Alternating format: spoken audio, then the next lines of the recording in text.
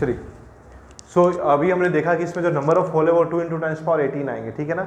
Number of whole हमने कैसे निकाले कि हम ये देख लेंगे कि एल्यूमिनियम कितना है, जितने एल्यूमिनियम उतने होल्स आ गए, ठीक है कि नहीं है, क्लियर है। अब देखो नेक्स्ट इंपॉर्टेंट क्या है, आपको ये बताना है कि नंबर ऑफ इलेक्ट्रॉन कितना है। तो यार एक बड़ी सिंपल सी बात है कि नंबर ऑफ इलेक्ट्रॉन में कोई चेंज नहीं आएगा, नंबर ऑफ इलेक्ट्रॉन जितने पहले थे उतने ही अभी भी रहेंगे। तो नंबर ऑफ इलेक्ट्रॉन अपन कैसे निकालेंगे, याद है वो वाला फॉर्मूला कौन सा, Ni² बराबर Ne इंटू NH, Ni² बराबर Ne इंटू NH। समझ में आया कि नहीं है। अब यहाँ पे इंपॉर्टेंट क्या है, क्या आप NH की वैल्यू 2 × 10⁻18 रखोगे क्या आप NH की वैल्यू 2 × 10⁻18 रखोगे क्या? नहीं, आप NH की वैल्यू 2 × 10⁻18 नहीं रख सकते, क्योंकि ये कब है, एल्यूमिनियम मिलाने के बाद में। ये तो एल्यूमिनियम मिलाने के बाद में है ना, ये वाला जो नंबर है कि नहीं है। आपको इलेक्ट्रॉन का नंबर बताना है, इलेक्ट्रॉन का नंबर जितना पहले था उतना ही बाद में हमारे पास में। तो अपन पहले इलेक्ट्रॉन का नंबर पता करते हैं, तो पहले इलेक्ट्रॉन के लिए नंबर के लिए जितना Ne है उतना ही NH है। ये पहले तो इंट्रिंसिक यानी शुद्ध था, पहले तो इंट्रिंसिक यानी शुद्ध था, तो जितना हमारे पास में Ne है उतना ही हमारे पास में कौन है, NH है। तो Ni² बराबर Ne² आ गया, यानी यहाँ पे Ni बराबर Ne आ जाएगा। Ni किसके बराबर आएगा, Ne के बराबर आएगा। और इंट्रिंसिक के अपने को नंबर यहाँ पे पता करने पड़ेंगे, ठीक है कि नहीं है। इंट्रिंसिक के अपने को यहाँ पे नंबर पता करने पड़ेंगे। एक मिनट रुकना बेटा ना, 2 × 10⁻18 Ne बराबर NH। एक मिनट बेटा, एक मिनट इसको स्टार्टिंग से ये वाला पार्ट हटा देते हैं, इसको अपन यहाँ लिखते हैं वापस, ठीक है। तो पहले अपन पता कर लेंगे Ni कितना है, Ni कितना आएगा, Ne इंटू NH आएगा। तो स्टार्टिंग कंडीशन से अपन Ni पता करते हैं। Ne कितना है, 10⁻13 है। NH कितना है, ये भी 10⁻13 है। तो ये आ गया तुम्हारे पास में 10⁻6। ये तो वेरी स्टार्टिंग कंडीशन से अपन ने ये पता कर लिया कि इंट्रिंसिक नंबर ऑफ सेमीकंडक्टर कितने हैं, इंट्रिंसिक नंबर ऑफ सेमीकंडक्टर कितने हैं। जो तुम्हारे पास में शुद्ध है, शुद्ध की संख्या कितनी आ गई, Ni आ गई, कोई दिक्कत नहीं है। अशुद्धि के बाद में NH कितना आ गया, इतना आ गया। अशुद्धि के बाद में इलेक्ट्रॉन निकालने, अब ये फॉर्मूला लगाओ, Ni² बराबर Ne इंटू NH, वापिस लगाओ। Ni ये तो फिक्स है, जो शुद्ध में था वो फाइनली वो भी रहेगा। Ni की वैल्यू कितनी थी, 10⁻26, Ni² कितना था, 10⁻26। तो Ni² की वैल्यू अपन ने रख दी 10⁻26। Ne अपने को पता करना है, NH कितना है, NH 2 × 10⁻18 है तुम्हारे पास में। तो 18 से 10⁻26 गया तो कितना बचा, 10⁻8। तो Ne कितना आएगा, 0.5 × 10⁻8 या 5 × 10⁻7 पर मीटर क्यूब।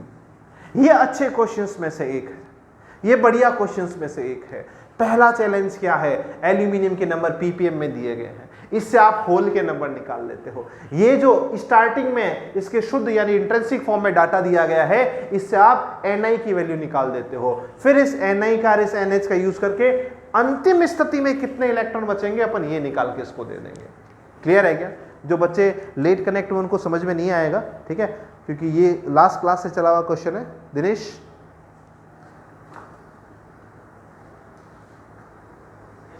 ठीक है क्या, बढ़े यहां से आगे।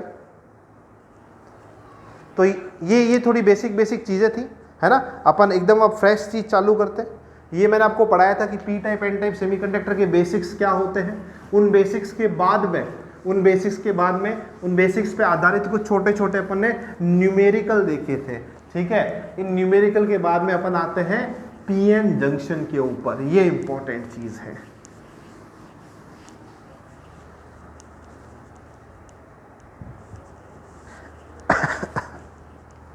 अब जो अपना टॉपिक है उसका नाम है पीएन जंक्शन।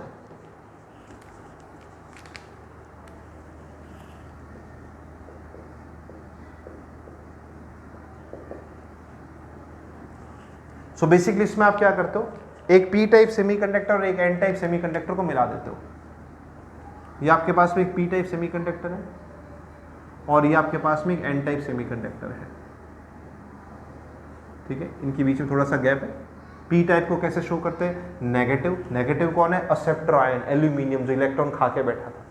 इसके ऊपर एक होल आ जाएगा, नेगेटिव पे एक होल आ गया, नेगेटिव पे एक होल आ गया, ये कौन है, पॉजिटिव पे एक इलेक्ट्रॉन आ गया,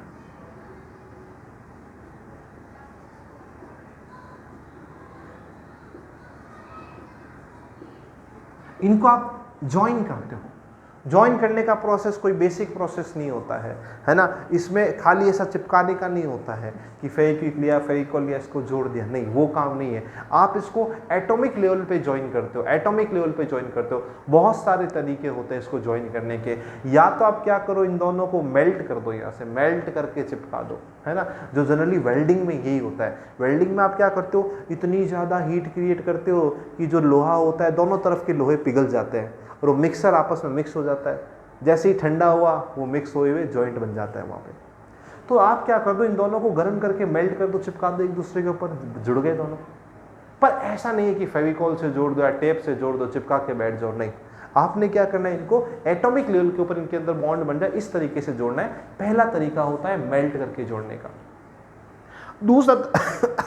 दूसरा तरीका होता है वेपर मेथड। वेपर मेथड में आप क्या करते हो कि आप कोई भी एक टाइप का एक मटेरियल ले लो। जैसे आपने ये पी वाला मटेरियल लिया हुआ है, ये कौन सा है, पी टाइप है, ये एन टाइप है, ध्यान रखना, ये बहुत इंपॉर्टेंट है। ये जो नेगेटिव वाला दिखा है ना, ये पी टाइप है, जो पॉजिटिव वाला ये कौन सा, एन टाइप है। तो आप इसमें क्या करते हो, कोई एक तरह का मटेरियल ले लो, जैसे आपने बी टाइप ले लिया, अब आप एन टाइप की वेपर बनाओ। एक को तो आप एज सॉलिड ले लो, एक को ठोस के रूप में ले लो, दूसरे को वेपर की फॉर्म में ले लो। तो ठोस को आपने रख दिया, सॉलिड को आपने रख दिया वेपर के अंदर। तो जो वेपर जब सॉलिड से टकराएगी तो वहाँ पे डिपॉजिट हो जाएगी, है ना। तो जो बेसिक आपका मटेरियल है उसके ऊपर नई वेपर आ जाएगी, दूसरे तरह का सेमीकंडक्टर चिपक जाएगा। ऐसे बहुत से मेथड होते हैं, वो मेथड हमारे लिए इंपॉर्टेंट नहीं है। हमारे लिए इंपॉर्टेंट है कि ऐसा ज्वाइनिंग होने पे क्या होगा। तो जब आप इन दोनों को ज्वाइन करते हो, तो सबसे पहला स्टेप यहाँ पे क्या होता है बेटा, सबसे पहला स्टेप यहाँ पे होता है डिफ्यूजन।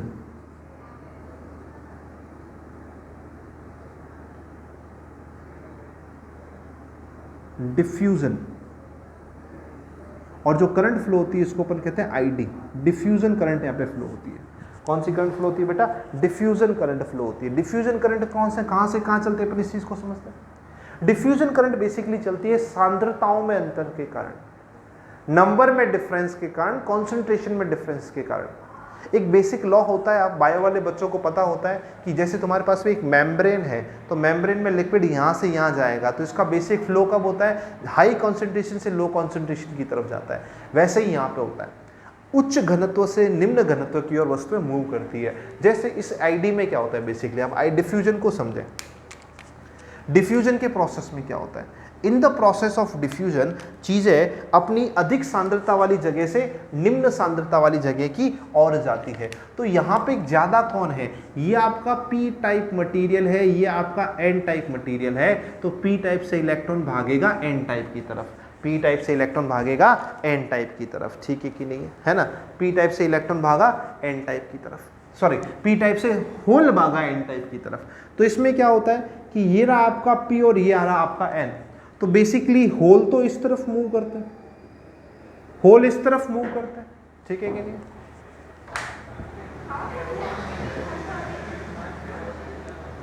होल किधर से किधर मूव करेंगे, पी से एन की तरफ मूव करेंगे।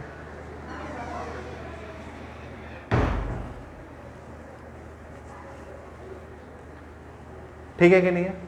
आपका जो ये है नेगेटिव है, नेगेटिव कहां से कहां मूव करेगा, एन से पी की तरफ मूव करेगा, है ना, एन से पी की तरफ मूव करेगा। ये आपका होल आ गया, ये आपका क्या आ जाएगा, यहाँ पे इलेक्ट्रॉन आ जाएगा। ये इनके बेसिक मूवमेंट की डायरेक्शन हो जाएगी। और इन दोनों की वजह से जो बनने वाली नेट करंट है, नेट करंट किस डायरेक्शन में होती है, होल की डायरेक्शन में या इलेक्ट्रॉन के अपोजिट डायरेक्शन में। तो इस तरफ एक नेट फ्लो ऑफ चार्ज हो जाता है। इस फ्लो ऑफ चार्ज को अपन डिफ्यूजन करंट से शो करते हैं, डिफ्यूजन करंट से शो करते हैं। इस फ्लो ऑफ चार्ज को अपन डिफ्यूजन करंट कहते हैं। इसका बेसिक क्या है, क्यों फ्लो होती है ये करंट, तो ये करंट फ्लो होती है बेटा सांद्रताओं में अंतर के कारण। किसके कारण, सांद्रताओं में अंतर के कारण फ्लो होती है। समझ में आया कि नहीं है। एक छोटी सी चीज जो आपसे डिस्कस करूंगा, चार्ज कैरियर की यदि अपन बात करें तो जो आपका पी टाइप सेमीकंडक्टर होता है, कौन सा वाला सेमीकंडक्टर, पी टाइप सेमीकंडक्टर। दो चीजें मैं आपको यहाँ पे बताना चाहूंगा। एक तो होता है मेजॉरिटी चार्ज कैरियर, एक होता है मेजॉरिटी चार्ज कैरियर, एक होता है minority charge carrier. Majority charge carrier को हिंदी में कहते हैं बहुसंख्यक आवेश वाहक, बहुसंख्यक आवेश वाहक, इसको कहते हैं अल्पसंख्यक आवेश वाहक।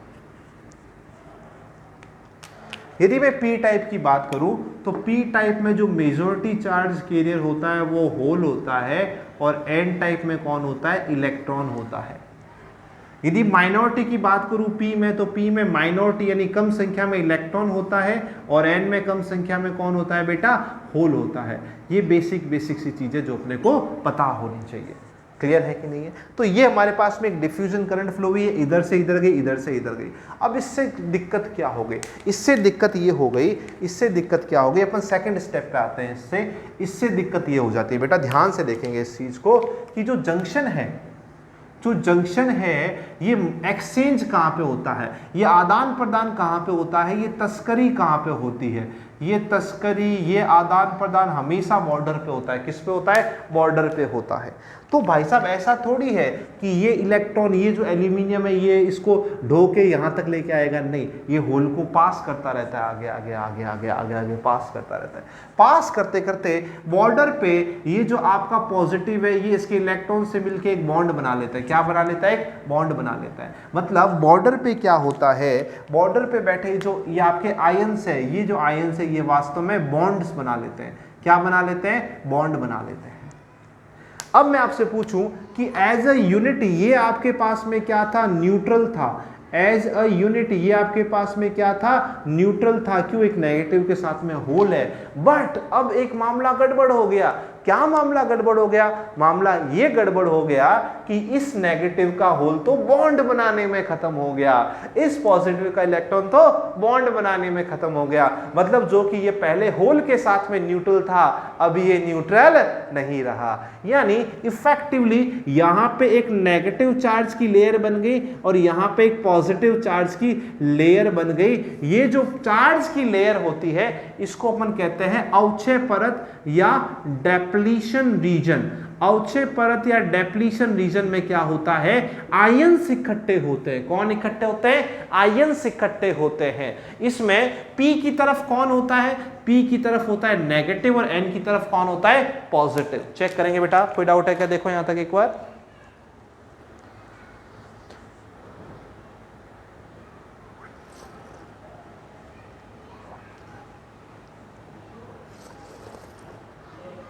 राहुल, गायत्री, कोई डाउट है? ठीक है राहुल।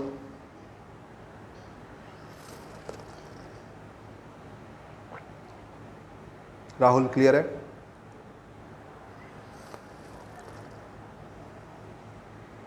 चलिए आगे बढ़ते हैं यहां से। ठीक है, तो ये हमारे पास में एक रीजन बन गया। ठीक है, इस रीजन की वजह से क्या हो गया बेटा, इस रीजन की वजह से ये हो गया बेटा, इस रीजन की वजह से यहाँ पे एक इलेक्ट्रिक फील्ड बन गया। और इलेक्ट्रिक फील्ड की डायरेक्शन कहाँ से कहाँ होती है, पॉजिटिव से नेगेटिव की तरफ। तो यहाँ पे इस दिशा में एक इलेक्ट्रिक फील्ड बन गया। इलेक्ट्रिक फील्ड की डायरेक्शन कहाँ से कहाँ होगी बेटा, एन साइड से पी साइड की तरफ, एन साइड से पी साइड की तरफ। अरे मालको, मजे की बात देखो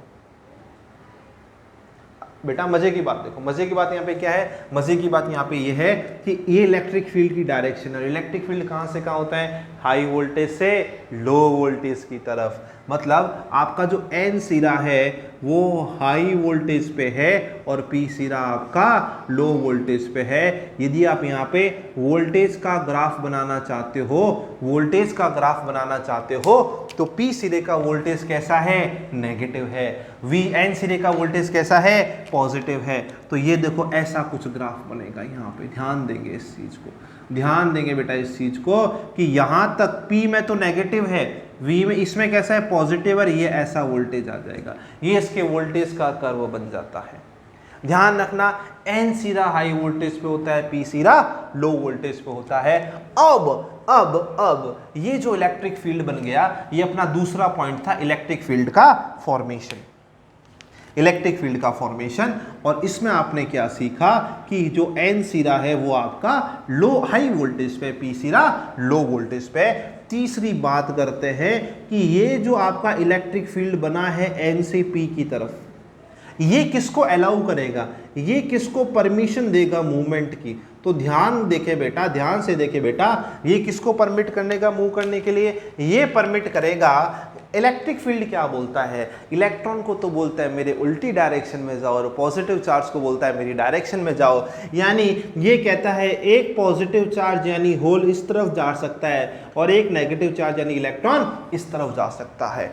ध्यान से देखो, ध्यान से देखो इसको, जो पहले मूवमेंट हो रहा था और जो अब मूवमेंट की परमिशन है, इन दोनों परमिशन को बड़े ध्यान से देखो, इन दोनों परमिशन को बड़े ध्यान से देखो। मतलब पहले तो होल P से N की तरफ जा रहा था, अब होल N से P की तरफ जाने की परमिशन मिलता है, मतलब इसको रोक दिया गया, इस तरफ परमिट कर रहा है, यानी उल्टी डायरेक्शन में ब्लॉक करेगा। यानी ये जो आपका फ्लो हुआ था, इस फ्लो से इलेक्ट्रिक फील्ड बना, और ये इलेक्ट्रिक फील्ड इस फ्लो को ही रोक देगा, ये इलेक्ट्रिक फील्ड इस फ्लो को ही नहीं होने देगा। क्या ये कहानी क्लियर है बेटा?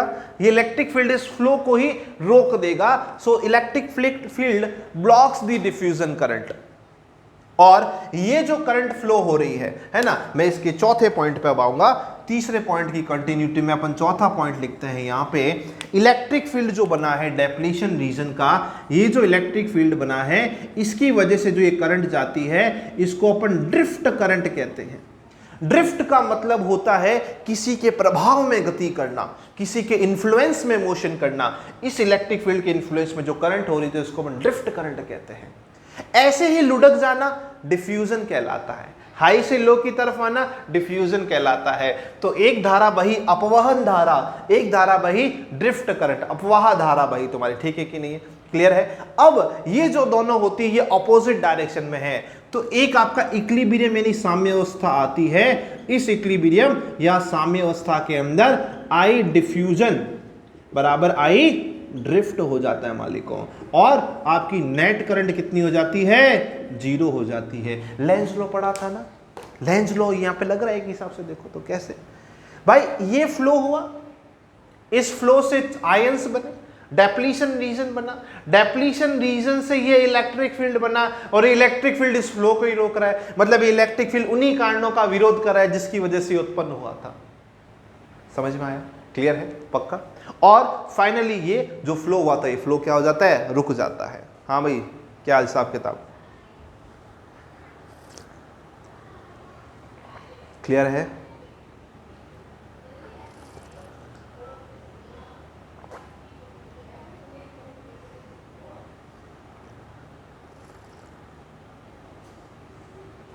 चेक करो, चेक करो, कोई भी डाउट है तो बताओ बेटा, कोई भी डाउट है तो बताओ। ये बहुत छोटी छोटी चीज़ है बच्चा, ये इन बेसिक्स में ही गलती करके आता है बच्चा। सबसे पहले गलती क्या करता है? पी मतलब यहाँ पॉजिटिव बना के आता है जबकि नेगेटिव बनना चाहिए।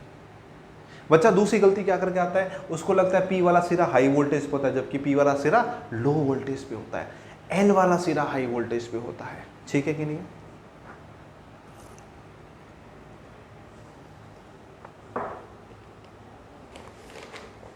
और छोटे छोटे एड-ऑन्स बनाते हैं। तो मुझे उम्मीद है कि आपको ये समझ में आता है कि कौन मेजॉरिटी चार्ज कैरियर है और कौन आपका माइनॉरिटी चार्ज कैरियर है। ये आपको समझ में आने लगे। पी में होल मेजॉरिटी होता है, इलेक्ट्रॉन माइनॉरिटी होता है। एन में होल माइनॉरिटी होता है, इलेक्ट्रॉन आपका मेजॉरिटी होता है। तो रादर देन अपन इसको होल और इलेक्ट्रॉन बोले, अपन मेजॉरिटी और माइनॉरिटी में बात करते हैं। डिफ्यूजन करंट के अंदर क्या होता है?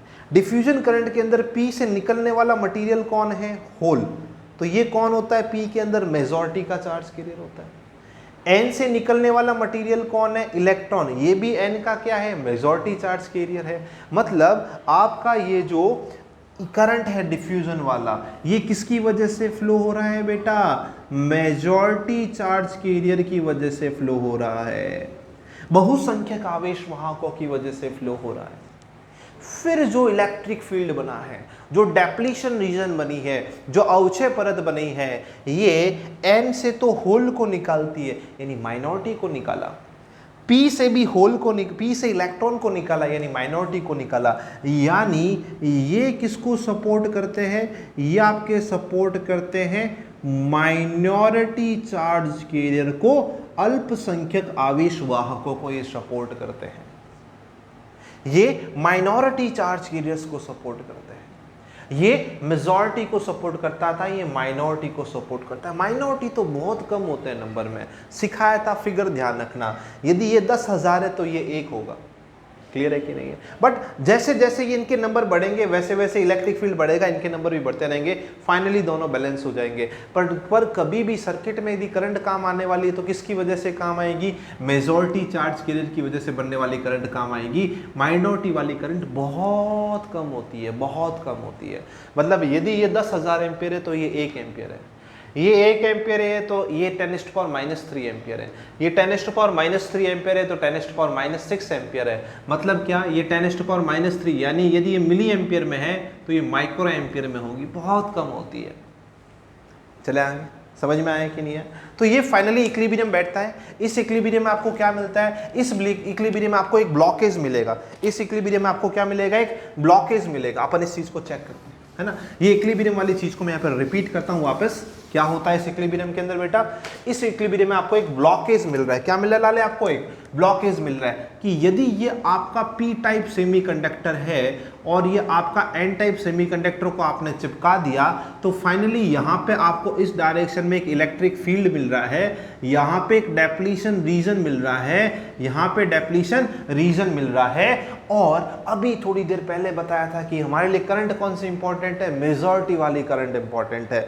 मेजॉरिटी की करंट कौन सी वाली थी? डिफ्यूजन वाली थी, जो पी से एन की तरफ जाती थी। माइनॉरिटी की करंट कौन सी? जो एन से पी की तरफ जाती है। जानकारी के लिए वापस लिख देता हूं, पी से एन की तरफ जाने वाली करंट कौन सी करंट होती है लाले? मेजॉरिटी करंट होती है, मेजॉरिटी करंट होती है। और एन से पी की तरफ जाने वाली करंट कौन सी होती है बेटा? माइनॉरिटी करंट होती है। और हमारे लिए इंपॉर्टेंट कौन है? मेजॉरिटी वाली करंट है। ये जो आपका सिस्टम का इनबिल्ट इलेक्ट्रिक फील्ड है, इनबिल्ट इलेक्ट्रिक फील्ड को अब देखो, जब अपन तार पे बात करते हैं ना, जब अपन करंट के कंडक्शन की बात करते हैं तो अपन इलेक्ट्रिक फील्ड में डील नहीं करते। आपको याद है ओम्स लॉ का माइक्रोस्कोपिक फॉर्म और ओम्स लॉ का बेसिक फॉर्म? ओम्स लॉ का माइक्रोस्कोपिक फॉर्म क्या होता है? E बराबर रो जे, और बेसिक फॉर्म होता है V बराबर IR। आई बात समझ में? मतलब जब आप करंट डेंसिटी की बात करते हो तो उसकी तुलना में आप इलेक्ट्रिक फील्ड की बात कर रहे हो, पर यदि आप करंट की बात करते हो तो इलेक्ट्रिक फील्ड की जगह वोल्टेज का यूज करोगे। किसका यूज करोगे? वोल्टेज का यूज करोगे। तो यदि ये चौड़ाई लेट से हमारे पास में D है, लाला जी कितना है ये चौड़ाई हमारे पास में D है, तो इसका जो वोल्टेज का डिफरेंस है डेल्टा V दोनों के बीच में जो वोल्टेज का डिफरेंस है, वो वोल्टेज का डिफरेंस बेटा जी कितना है? वो वोल्टेज का डिफरेंस हो जाएगा आपके पास में E इंटू डी। तो रादर देन इलेक्ट्रिक फील्ड अपन आज से इसको वोल्टेज के डिफरेंस के फॉर्म में पढ़ेंगे और इसको कहते हैं अपन potential barrier. Potential barrier, barrier क्यों कहते हैं? क्योंकि भाई इतनी देर तो मेजॉरिटी माइनॉरिटी सब एक बराबर थे, पर थोड़ी देर पहले बताया अब हम मेजॉरिटी पे ज्यादा ध्यान देंगे, मेजॉरिटी वाली करंट इंपॉर्टेंट है। तो ये जो पोटेंशियल बैरियर है, इलेक्ट्रिक फील्ड है, ये किसको रोक रहा है? मेजॉरिटी वाली करंट को रोक रहा है, अपोजिट डायरेक्शन में है। जबकि माइनॉरिटी को क्या कर रहा है? सपोर्ट कर रहा है। तो ये एज अ बैरियर काम कर रहा है, एक बाधा की तरह काम कर रहा है हमारी मेजॉरिटी वाली करंट के लिए। क्लियर है कि नहीं है? तो आप कौन सी करंट को सपोर्ट करोगे? जो P से N की तरफ जाएगी, ये हमारे लिए मेन करंट होती है। क्या आप N से P की तरफ करंट का अलाउ करते हो? ना महाराज, नहीं करते। तो करंट की डायरेक्शन कौन सी आएगी? ऐसी आएगी, यानी P से N की तरफ। N से P आ गई तो उसको क्या कर दोगे? ब्लॉक कर दोगे। इस डिवाइस को अपन क्या कहते हैं? डायोड कहते हैं, जो PN जंक्शन से मिलकर बनी होती है। और इसके अंदर क्या है कि करंट हमेशा इसी तरफ फ्लो होती है, इस तरफ करंट का फ्लो नहीं होता है, आइडियली नहीं होता है। वैसे तो होगा, माइनॉरिटी वाली करंट फ्लो होगी, ये मिली में होगी तो माइक्रो में होगी, पर आइडियली नहीं होनी चाहिए। क्लियर है क्या? आई बातें समझ में? पीएन जंक्शन, यस और नो?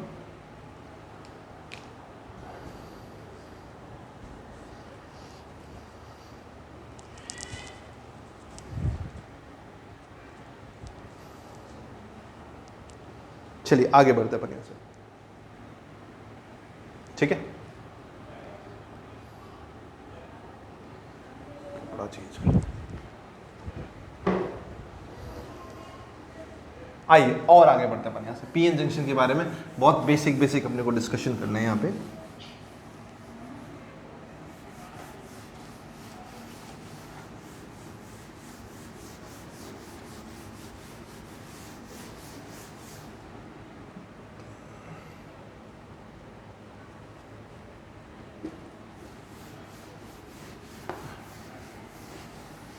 देख बेटा देख, बहुत बेसिक डिस्कशन पे अपन और आगे चलते हैं। ये जो वोल्टेज का डिफरेंस होता है, ये जो आपके पास में पोटेंशियल बैरियर या वोल्टेज का डिफरेंस होता है ना, ये इसको सेमीकंडक्टर का नेचर देता है ना। हालांकि है तो सेमीकंडक्टर, बट मैं सेमीकंडक्टर को दूसरा नाम देता हूँ कंडीशनल कंडक्टर। कभी कंडक्टर, कभी इंसुलेटर, कभी चालक, कभी कुचालक। तो बेसिकली क्या होता है, ये जो पोटेंशियल बैरियर होता है, ये सिलिकॉन के लिए जनरली 1.1 वोल्ट के आसपास होता है और जर्मेनियम के लिए 0.7 वोल्ट के आसपास होता है। मतलब क्या, मतलब ये कि इसको ओवरकम करना है ना। जैसे मैं आपको एक बैरियर यानी एक दीवार बना दी मैंने 3 फीट की, तो आपको जम कितना लगाना पड़ेगा, 3 फीट का। बैरियर का मतलब ये नहीं कि आप उसको क्रॉस नहीं कर सकते। बैरियर का मतलब ये कि बेसिक क्वालिफिकेशन है जो आपको क्लियर करनी है ना। तो ये बैरियर क्या कहता है कि आपको एटलीस्ट यदि इतना वोल्टेज है ना, तो मैं इधर करंट जाने दूंगा। ये बैरियर किसको अपोज करता है, ये बैरियर इस करंट को अपोज कर रहा है, जिस पे हमें ध्यान देना है ये उसी को अपोज कर रहा है। तो ये क्या बोल रहा है, यदि सिलिकॉन में 1.1 वोल्ट या उससे ज्यादा है तो करंट अलाउ है, और यदि उससे कम है तो करंट अलाउ नहीं है, और जर्मेनियम में 0.7 हो जाएगा। ठीक है कि नहीं है, क्लियर है। तो ये हमारे पास में बेसिक चीजें जो अपने को पता होनी चाहिए। यहां से यदि अपन डायोड की बात करें तो डायोड बेसिकली 2 तरह के होते हैं, ideal diode and non ideal diode, या प्रैक्टिकल डायोड बोल सकते हैं अपन इसको, प्रैक्टिकल डायोड बोल सकते हैं बेटा। तो जो आइडियल डायोड होता है, आइडियल डायोड के अंदर यदि अपन बात करें तो आइडियल डायोड के अंदर केवल और केवल ये वाली करंट होती है। ये वाली करंट कितनी होती है, ये करंट होती ही नहीं है। आइडियल डायोड के अंदर केवल और केवल कौन सी करंट होती है, मेजॉरिटी वाली करंट होती है, माइनॉरिटी वाली करंट होती है। ये वाली करंट से क्या मतलब है, P से N की तरफ जाने वाली करंट। दूसरा, आइडियल डायोड के लिए जो पोटेंशियल बैरियर होता है वो 0 होता है। आइडियल डायोड के लिए पोटेंशियल बैरियर कितना लेके चलते हैं, 0 लेके चलते हैं। और आगे इसमें बातें करूंगा, पर अभी केवल समझाने के हिसाब से बता रहा हूं। प्रैक्टिकल डायोड यानी जहां कहीं भी सिलिकॉन और जर्मेनियम का नाम आ गया, इन्हें आप उसको प्रैक्टिकल डायोड मान के चलोगे। तो प्रैक्टिकल डायोड में क्या होता है, ये करंट भी होती है और ये करंट भी होती है, दोनों होती है, पर ये बहुत कम होती है। ये किस में होती है, मिली एम्पेयर में होती है, ये किस में होती है, माइक्रो एम्पेयर में होती है। ठीक है कि नहीं।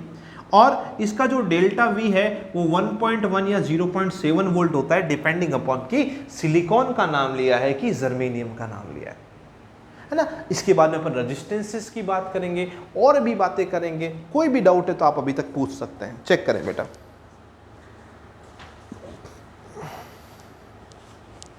Anyone any doubt, basics clear है आपको? यदि बेसिक्स क्लियर है तो मैं यहां से आगे बढ़ूंगा।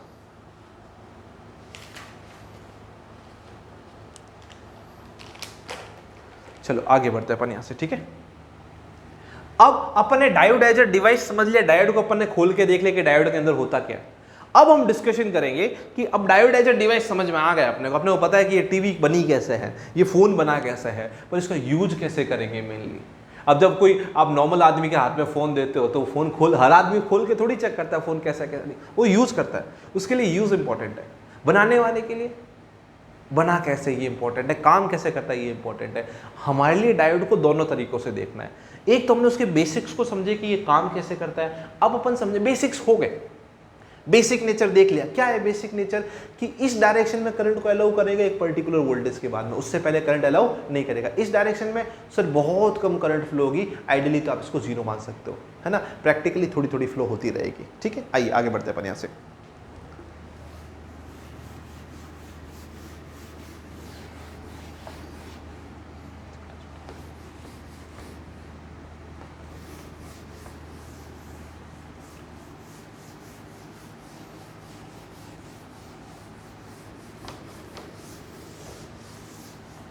देखो बेटा, नेक्स्ट अपन देखते हैं डायोड की बाइसिंग या डायोड का सर्किट अपन समझते हैं। डायोड इन अ सर्किट, या अपन इसको कहेंगे बाइसिंग ऑफ डायोड।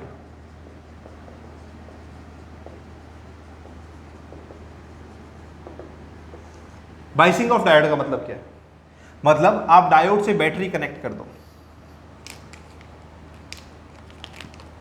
आप डायोड से बैटरी कनेक्ट कर दो। ये बैटरी 2 तरीके से कनेक्ट कर सकते हो। एक तो आपका ये तरीका हो गया, दूसरा आपका ये तरीका हो जाएगा।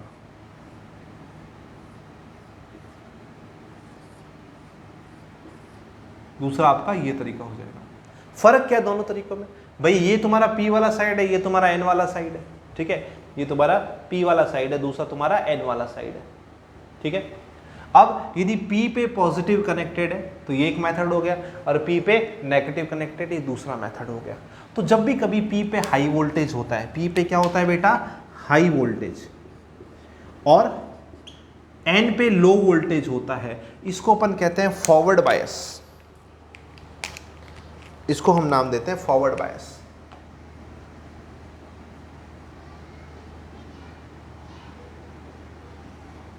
जबकि इसका उल्टा जब भी होता है, इसका उल्टा क्या हो सकता है, इसका उल्टा ये हो सकता है, यहां पे आपका आ गया, सॉरी, यहां पे आपका आ गया P पे लो वोल्टेज और इस पे आपका आ गया हाई वोल्टेज। इसको अपन कहते हैं रिवर्स बायस, इसको अपन क्या कहते हैं, रिवर्स बायस। इसको अपन कहते हैं बेटा जी रिवर्स बायस, इसको अपन कहते हैं फॉरवर्ड बायस। दो तरह के बायस होते हैं, ध्यान रखना। हाँ बेटा, दोनों डिफरेंट है ना।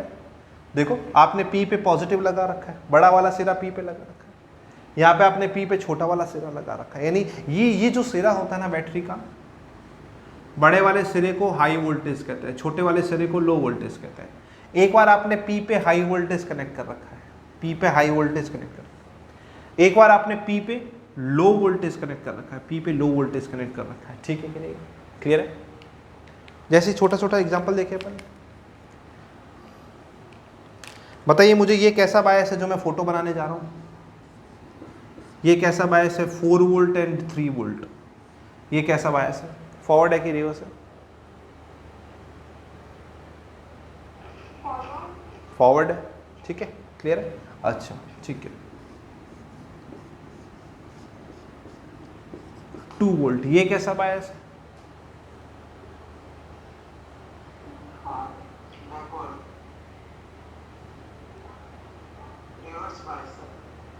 क्यों दिनेश रिवर्स क्यों है,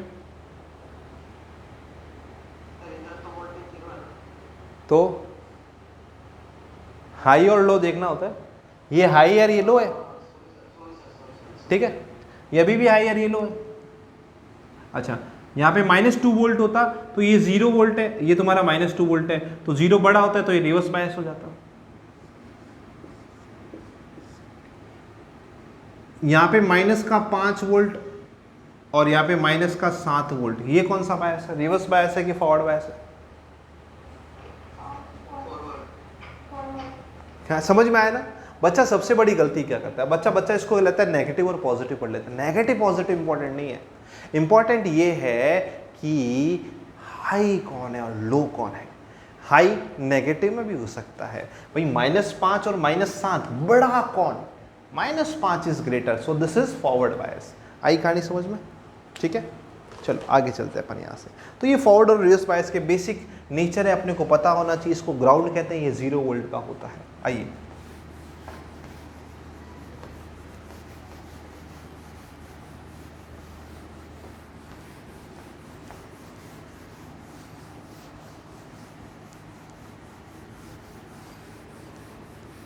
देखो नेक्स्ट और अच्छे से अपन चलते हैं। अपन आते हैं कैरेक्टरिस्टिक्स ऑफ डायोड। कितना टाइम बचा है, आराम से बना सकते हैं, इतने टाइम है तो अपन डायोड के कर्व बनाते हैं, फॉरवर्ड बायस कैरेक्टरिस्टिक्स बनाते हैं।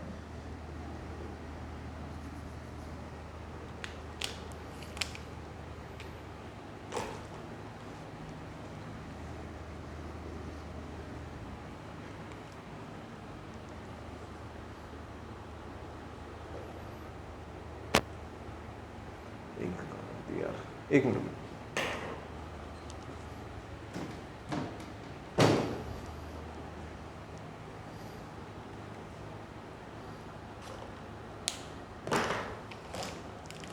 Forward bias characteristics curve, forward bias characteristics curve. Characteristics curve का कोई ज़्यादा लंबा चौड़ा मीनिंग नहीं है, आपको बेसिक इसके कैरेक्टरिस्टिक्स का कर्व बनाना है। इसका कैरेक्टर क्या है, यदि आदमी की बात करें अच्छा है कि बुरा है कि ये है कि वो फलाना है कि ढीकना है, इसके कैरेक्टर में क्या एक वोल्टेज और एक करंट है। तो यदि अपन फॉरवर्ड बायस के लिए इसका कर्व बनाना चाहते हैं तो सबसे पहले तो उसको फॉरवर्ड बायस में ले लेना। फॉरवर्ड बायस में लेने के बाद में यहाँ पे वोल्टेज रख दो और यहाँ पे करंट रख दो। है ना। तो यदि ओहमिक डिवाइस होती, यदि ओम के नियम का पालन करती तो इसका कर्व ऐसा आता, पर आपको करंट इलेक्ट्रिसिटी में पढ़ाया था कि ओहमिक डिवाइस नहीं होती है, ये ओमीय युक्ति नहीं होती है, ये नॉन ओहमिक डिवाइस होती है, अनओमीय युक्ति होती है। इसमें क्या होता है, एक पर्टिकुलर वोल्टेज तक कोई भी करंट फ्लो नहीं होती, कोई करंट फ्लो नहीं होती। क्यों नहीं होती, याद है वो पोटेंशियल बैरियर, वो पोटेंशियल बैरियर कोई करंट फ्लो नहीं होने देता, और उसके बाद में बहुत हाई करंट फ्लो होनी चालू हो जाती है। तो इसका फॉरवर्ड बायस कैरेक्टरिस्टिक्स कर्व आता है, इसको आप बोलते हो कट ऑफ या कट इन, जो आपको बोलना है उसका नाम रख सकते हो। कट इन वोल्टेज बोल सकते हो, नी वोल्टेज तो नहीं बोलेंगे इसको, है ना, थ्रेशोल्ड वोल्टेज बोल सकते हो, जिसके बाद इसका काम चालू हो गया। आप जो चाहो इसका नाम रख सकते हो यहाँ पे, ठीक है कि नहीं है। तो इसका फॉरवर्ड बायस कर्व आ गया। ध्यान रखेंगे यहाँ पे जो करंट होती है आप इसको मिली एम्पियर में मेजर करते हैं। किस में मेजर करते हैं, मिली एम्पियर में मेजर करते हैं। नेक्स्ट अपन यहाँ पे आते हैं, रिवर्स बायस कैरेक्टरिस्टिक्स कर्व।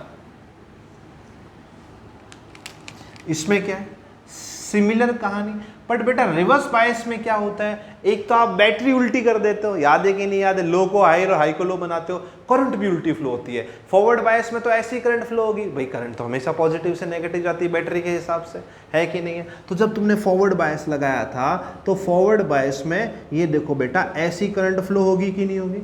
तो ये करंट P से N की तरफ जा रही है, यानी ये P से N की तरफ जाने वाली करंट है, जो किसकी वजह से होती है बेटा, मेजॉरिटी की वजह से होती है। किसकी वजह से होती है, मेजॉरिटी चार्ज कैरियर की वजह से होती है, ठीक है।